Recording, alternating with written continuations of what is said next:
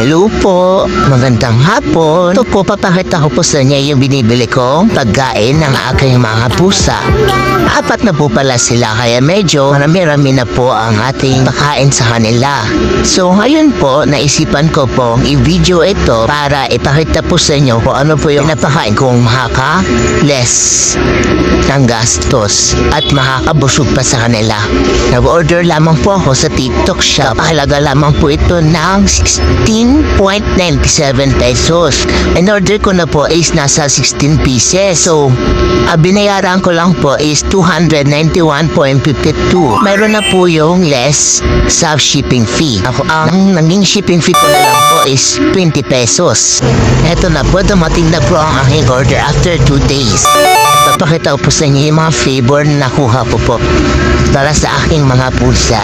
And sumilip na nga si Sky. Gusto niya na ako kumain.